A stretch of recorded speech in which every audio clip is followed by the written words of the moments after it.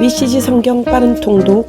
오늘 말씀은 요한복음 9장에서 11장까지입니다.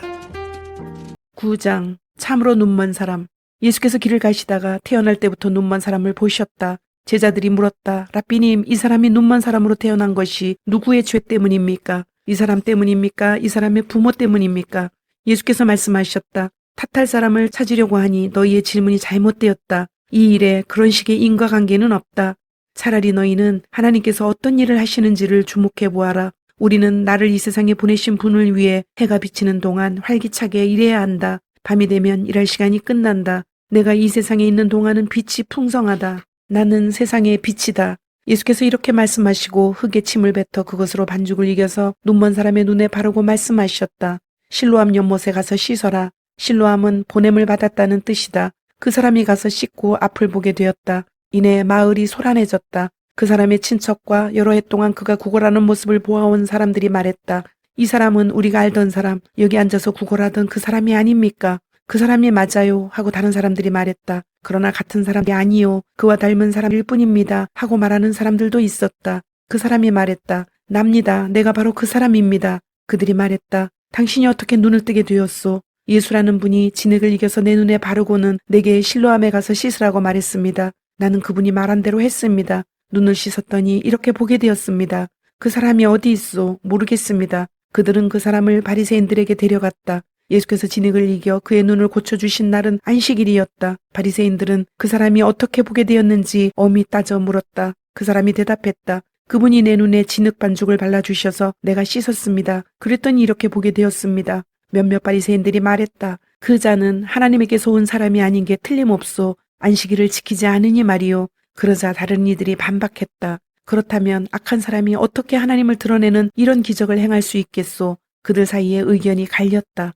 그들이 다시 눈먼 사람에게 가서 말했다. 당신이 잘 알 테니 말해보시오. 그가 당신의 눈을 뜨게 해주었소. 당신은 그 사람에 대해 뭐라고 말하겠소? 그 사람이 대답했다. 그분은 예언자이십니다. 유대인들은 그 말을 믿지 않았다. 또한 그가 처음부터 눈먼 사람이었다는 것도 믿지 않았다. 그래서 그들은 눈이 밝아져 보게 된 그 사람의 부모를 불러다가 물었다. 이 사람이 눈먼 자로 태어났다는 당신의 아들이요. 그렇다면 그가 지금은 어떻게 앞을 보게 된 것이요? 그의 부모가 대답했다. 그가 우리 아들이라는 것과 그의 눈이 멀어서 태어난 것은 우리가 압니다. 하지만 그가 어떻게 해서 보게 되었고 누가 그의 눈을 뜨게 해주었는지는 전혀 모르겠습니다. 그에게 물어보시지요. 그도 다 자란 어른이니 자기가 직접 말할 겁니다. 그의 부모가 이렇게 말한 것은 유대 지도자들이 두려웠기 때문이다. 그들은 예수가 메시아다라는 입장을 취하는 사람은 누구나 회당에서 내쫓기로 이미 결정해 놓은 상태였다. 그래서 그의 부모가 그에게 물어보시지요. 그도 다 자란 어른입니다 라고 말한 것이다. 그들은 눈이 멀었던 사람을 다시 불러다가 말했다. 하나님께 영광을 돌리시오. 우리가 알기로 그 자는 사기꾼이요. 그 사람이 대답했다. 그 일이라면 나는 어느 쪽도 아는 것이 없습니다. 그러나 한 가지 확실히 아는 것은 내가 눈이 멀었는데 이제는 볼 수 있다는 사실입니다. 그들이 말했다. 그자가 당신에게 무슨 짓을 했소? 어떻게 당신의 눈을 뜨게 해준 것이요? 내가 여러분에게 거듭말했는데도 여러분은 듣지 않았습니다. 그런데 왜 다시 들으려고 하십니까? 여러분도 그분의 제자가 되려는 것입니까? 그 말에 그들이 마구 호통을 쳤다. 당신은 그자의 제자인지 모르겠으나 우리는 모세의 제자요. 우리는 하나님께서 모세에게 말씀하셨다는 것은 확실히 알지만 이자가 어디에서 왔는지는 모르오. 그 사람이 대답했다. 참 놀라운 일입니다. 여러분은 그분에 대해 아는 게 없다고 하지만 그분이 내 눈을 뜨게 해준 것은 틀림없는 사실입니다. 모두가 알다시피 하나님은 죄인들의 말대로 하시는 분이 아니라 누구든지 경건하게 살면서 그분 뜻대로 행하는 사람의 말에 귀를 기울이시는 분입니다. 누군가가 날 때부터 눈먼 사람의 눈을 뜨게 해주었다는 이야기를 나는 들어본 적이 없습니다. 그분이 하나님에게서 오시지 않았다면 아무 일도 못하셨을 것입니다. 그들이 말했다. 먼지만도 못한 주제에 어디서 감히 그런 투로 말하느냐. 그러고 나서 그 사람을 거리로 내쫓았다. 그들이 그 사람을 내쫓았다는 말을 예수께서 들으시고 그를 찾아가 만나셨다. 예수께서 그 사람에게 물으셨다. 내가 인자를 믿느냐? 그 사람이 말했다. 선생님, 그분이 누구신지 제게 알려주십시오. 제가 그분을 믿겠습니다. 예수께서 말씀하셨다. 내가 지금 인자를 보고 있다. 내 음성을 알아듣지 못하겠느냐? 그 사람은 주님, 제가 믿습니다 하며 예수께 경배했다. 그러자 예수께서 말씀하셨다. 내가 이 세상에 온 것은 모든 것을 대낮같이 환하게 드러내서 분명히 하려는 것이다. 모든 것을 선명히 구별해서 보지 못하는 사람들은 보게 하고 잘 본다고 하는 사람들은 눈먼 자로 폭로하려는 것이다. 몇몇 바리새인들이 그분의 말씀을 듣고 말했다. 결국 우리가 눈먼 자라는 말이요. 예수께서 말씀하셨다. 너희가 정말로 눈이 멀었더라면 차라리 허물이 없었을 것이다. 그러나 너희가 모든 것을 잘 본다고 하니 너희는 모든 허물과 잘못에 대해 책임을 져야 할 것이다. 10장. 그분은 양들의 이름을 부르신다. 살 수 있는 한 분명히 말하겠다. 양의 우리에 들어갈 때 문으로 들어가지 않고 울타리를 넘거나 뚫고 들어가는 사람은 딴 속셈이 있는 양도둑이다. 목자는 곧바로 문으로 간다. 문지기는 목자에게 문을 열어주고 양들은 그의 음성을 알아듣는다. 목자는 자기 양들의 이름을 하나하나 불러 밖으로 데리고 나간다. 양들을 모두 데리고 나가면 목자는 앞장서 가고 양들은 그를 따라간다. 양들이 목자의 음성을 잘 알기 때문이다. 양들은 낯선 사람의 음성은 따르지 않고 오히려 뿔뿔이 흩어진다. 낯선 자의 목소리에는 익숙하지 않기 때문이다. 예수께서 이토록 쉽게 이야기를 해주셨으나 그들은 그분이 무슨 말씀을 하시는지 전혀 깨닫지 못했다. 그래서 예수께서 다시 말씀하셨다. 그렇다면 분명히 말하겠다. 나는 양들이 드나드는 문이다. 다른 사람들은 모두 못된 일을 꾸민다. 그들은 하나같이 양도둑이다.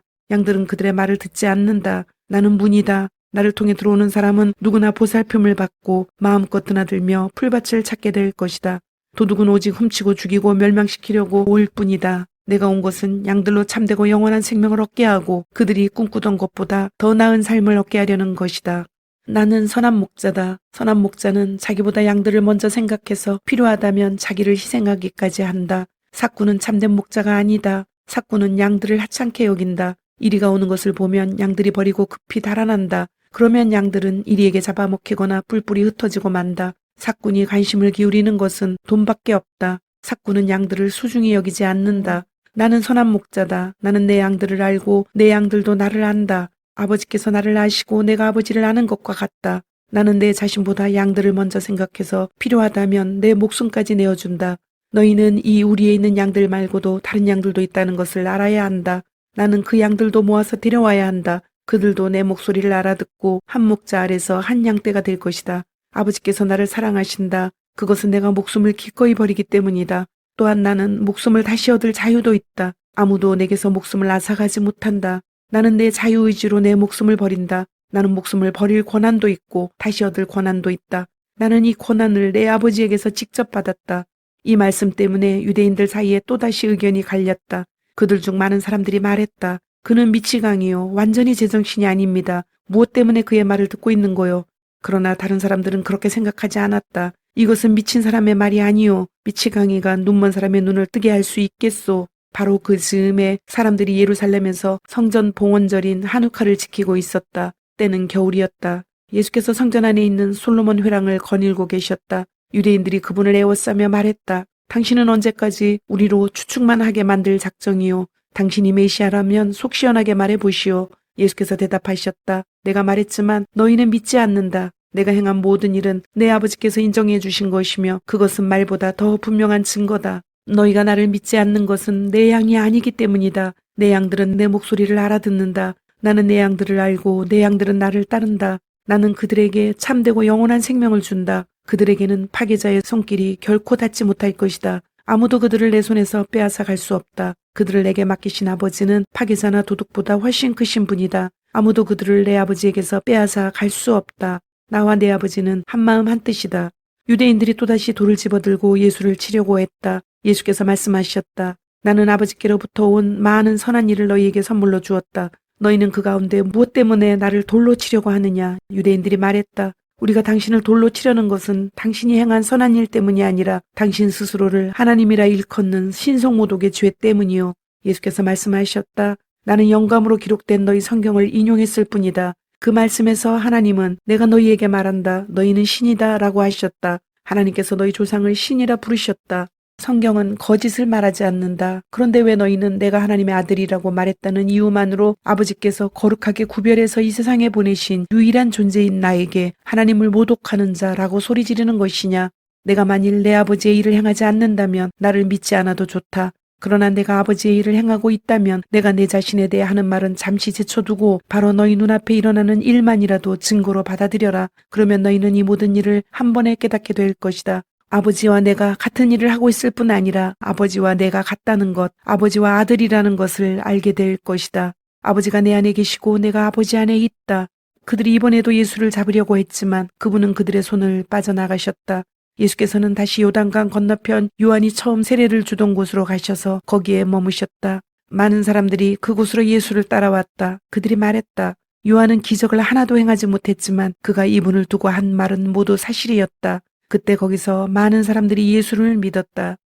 11장 나사로야 나오너라. 어떤 사람이 병이 들었다. 그는 마리아와 그 자매 마르다가 사는 마을 베다니의 나사로였다. 이 마리아는 주님의 발에 향유를 바르고 자기 머리카락으로 그 발을 닦아드린 사람이었다. 병이 든 나사로는 그녀의 오라버니였다. 두 자매는 예수께 사람을 보내 소식을 알렸다. 주님께서 사랑하시는 사람이 깊은 병이 들었습니다. 예수께서 그 소식을 듣고 말씀하셨다. 그 병은 죽을 병이 아니다. 그것은 하나님의 영광을 드러내는 기회가 될 것이다. 그 일로 하나님의 아들이 영광을 받을 것이다. 예수께서는 마르다와 그 자매 마리아와 나사로를 사랑하셨다. 그러나 나사로가 아프다는 소식을 듣고도 그분은 계시던 곳에서 이틀을 더 머무셨다. 이틀 후에 예수께서 제자들에게 말씀하셨다. 다시 유대로 가자. 제자들이 말했다. 랍비님, 그리로 가시면 안 됩니다. 유대인들이 선생님을 죽이려고 하는데 다시 가시다니요. 예수께서 대답하셨다. 낮은 12시간이 아니냐. 낮에 다니는 사람은 햇빛이 넉넉하기 때문에 넘어지지 않는다. 그러나 밤에 다니는 사람은 자신이 어디로 가는지 볼 수 없기 때문에 넘어진다. 이 말씀을 하신 뒤에 예수께서 이렇게 말씀하셨다. 우리 친구 나사로가 잠들었다. 내가 가서 깨워야겠다. 제자들이 말했다. 주님, 그가 잠들었다면 푹 쉬고 나서 기분 좋게 깰 것입니다. 예수께서는 죽음을 두고 하신 말씀인데 제자들은 잠시 잠을 잔다는 뜻으로 받아들였다. 그래서 예수께서 분명하게 밝히셨다. 나사로가 죽었다. 내가 거기에 있지 않은 것이 너희에게는 잘된 일이다. 너희는 이 일로 믿음의 눈을 뜨게 될 것이다. 이제 그에게 가자. 바로 그때 쌍둥이라고 불리는 도마가 동료들에게 말했다. 갑시다. 우리도 그와 함께 죽는 것이 낫겠습니다. 예수께서 마침내 베다니에 도착해서 보니 나사로가 죽은 지 벌써 나흘이 되었다. 베다니는 예루살렘에서 몇 킬로미터밖에 떨어지지 않는 곳이어서 많은 유대인들이 마르다와 마리아를 찾아와 나사로를 잃은 그들을 위로하고 있었다. 마르다는 예수께서 오신다는 소식을 듣고 그분을 마중하러 나갔고 마리아는 집에 남아 있었다. 마르다가 말했다.